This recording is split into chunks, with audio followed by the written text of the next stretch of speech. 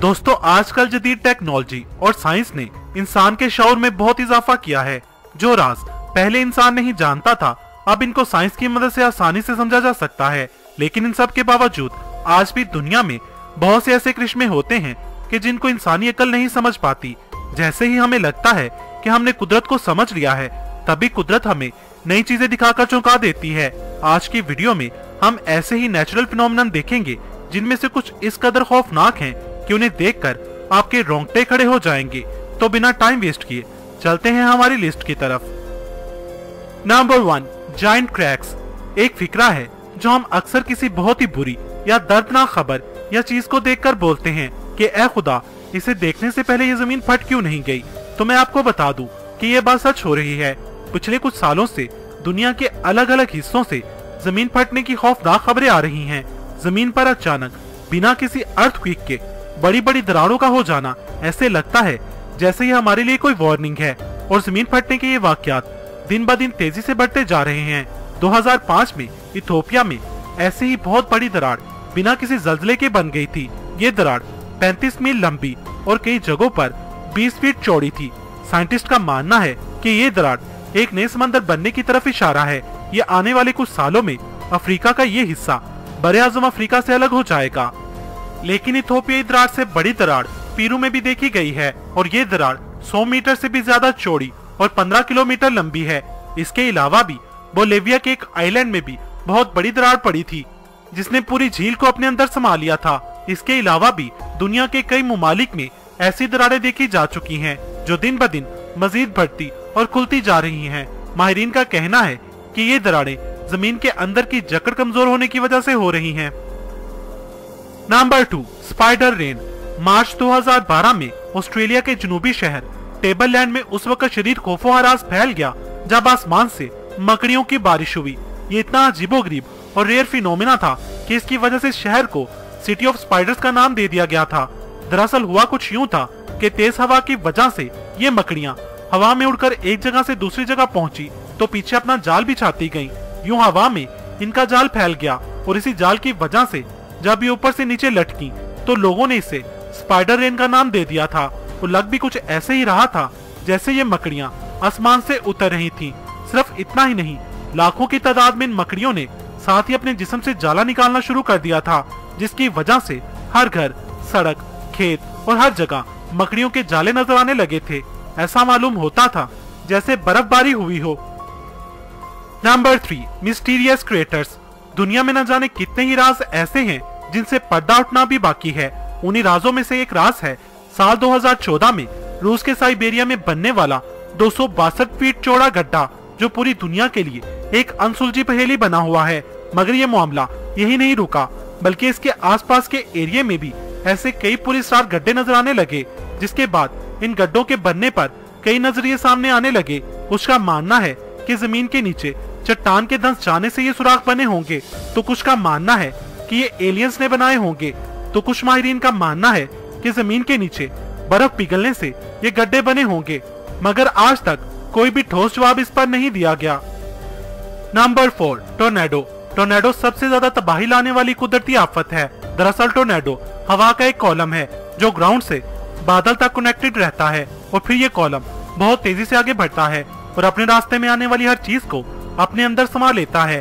Tornado की average speed 180 kilometre per hour होती है और डायामीटर लगभग 250 फीट होता है।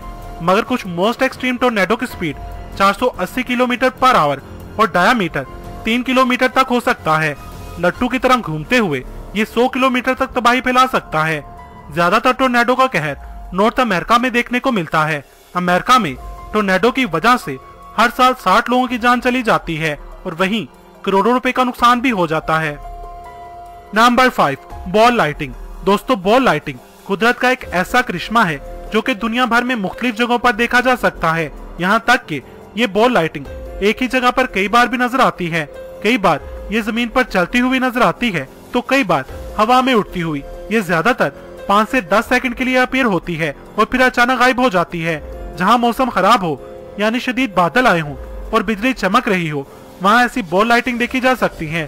साइंटिस्ट का कहना है कि ये बॉल अर्थ की मैग्नेटिक फील्ड और लाइट स्टॉर्म की वजह से बनती हैं। लेकिन ये आसमान से एक बॉल की शक्ल में जमीन पर कैसे चलती हैं, इसका जवाब किसी के पास नहीं। जब ये वीडियोस इंटरनेट पर वायरल हुई तो सबको लगा कि ये फेक हैं, लेकिन साइंटिस्ट ने ये वाज़ा कर दिया कि ये बिल्कुल रियल हैं, पर इसे अभी तक कोई भी अंडरस्टैंड नहीं कर सका। कुदरत के इस पूरे इसरार करिश्मे की हकीकत अभी तक कोई नहीं जान सका। Number 6, ice tsunami. Ice tsunami एक रेयर नेचुरल फिनोमेना है। ठंडे इलाकों में सर्दी के मौसम में अक्सर समंदर और झील का पानी जमकर बर्फ की मोटी चादर में बदल जाता है। जमी हुई बर्फ जब तेज हवाओं और लहरों की वजह से टूटकर किनारों पर जमा होने लगती है तो उसे आइस सुनामी कहते हैं। सर्दी खत्म होने के बाद आइस सुनामी का खतरा और भी ज्यादा बढ़ जाता है।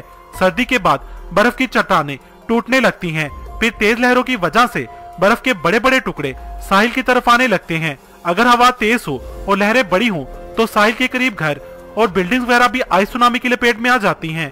आइस सुनामी की वजह से साहिल पर 30 से 40 फीट ऊंचाई तक बर्फ जमा हो जाती है। आसपास मौजूद घर, रोड्स और पेड़ तक टूट जाते हैं।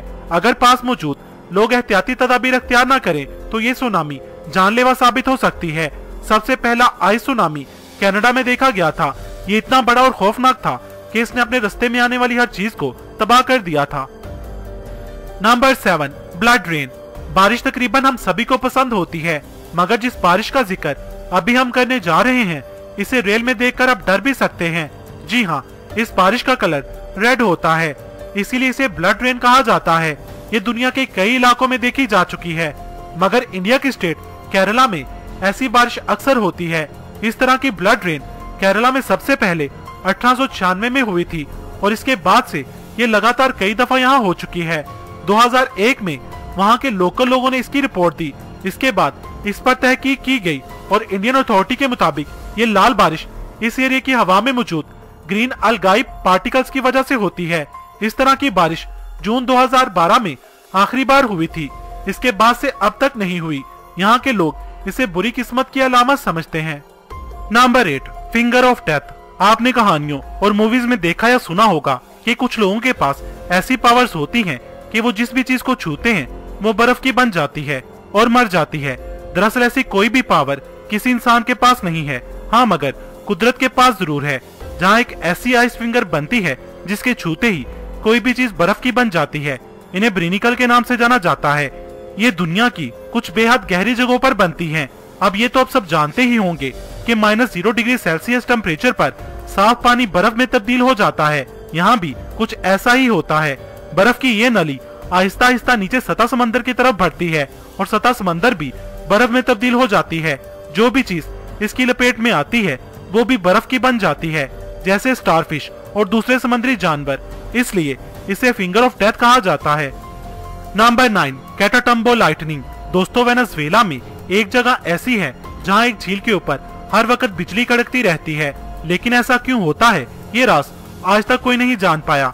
ये तो आपने सुना ही होगा कि आसमान पर बिजली एक ही जगह पर दोबारा कभी नहीं चमकती, लेकिन आपको ये जानकर हैरानी होगी कि इस जगह पर एक घंटे में हजारों बार बिजली चमकती है।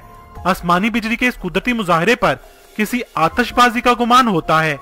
एक रिपोर्ट के मुताबिक बरसात के मौसम में यहाँ पर 1 मिनट में 28 बार बिजली चमकती है। आपको ये जानकर हैरानी होगी कि इस आसमानी बिजली की चमक इतनी ज्यादा होती है कि ये 400 किलोमीटर की दूरी से भी देखी जा सकती है।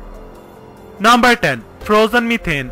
दुनिया के उन ममालिक में जहाँ पर टेम्परेचर अक्सर फ्रीजिंग पॉइंट से नीचे चला जाता है तो वहाँ पर फ्रोजन लेक का वजूद एक आम सी बात है। इन जमे हुए दरियाओं और झीलों पर न सिर्फ लोग मुख्तलिफ स्पोर्ट्स एंजॉय करते हैं बल्कि मछलियां भी पकड़ते हैं।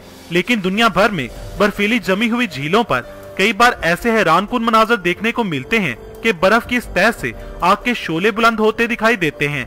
दोस्तों, ऐसा इसलिए होता है कि जमने के दौरान इस बर्फ में मीथेन गैस कैद हो जाती है।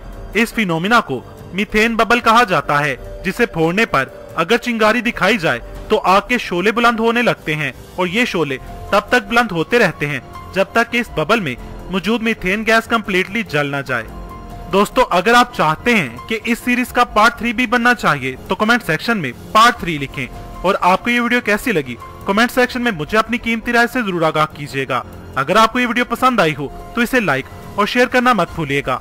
मजीद वीडियोस के लिए मेरा चैनल इल्म के मोती सब्सक्राइब करें। वीडियो देखने का शुक्रिया।